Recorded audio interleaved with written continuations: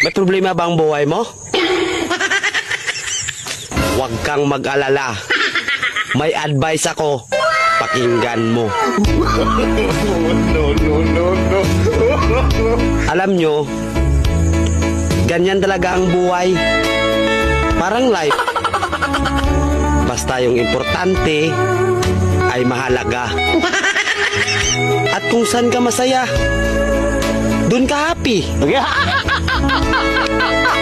Basta wag kang maniwala sa swerte. Kasi malas yun. Minsan ay sometimes, kaya matuto tayong tumanggap ng acceptance.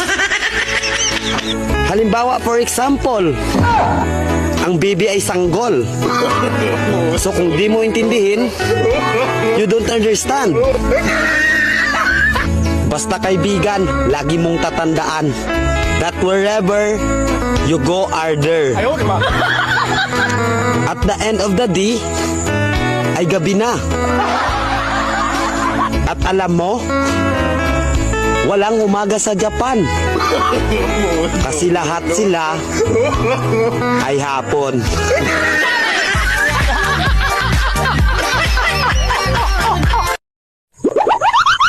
May problema ba ang buhay mo? Huwag kang mag-alala. May advice ako. Pakinggan mo. Alam nyo, ganyan talaga ang buhay. Parang life. Basta yung importante ay mahalaga.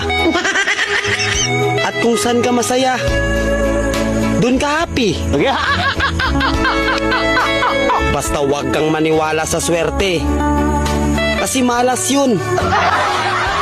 Minsan ay sometimes, kaya matuto tayong tumanggap ng acceptance.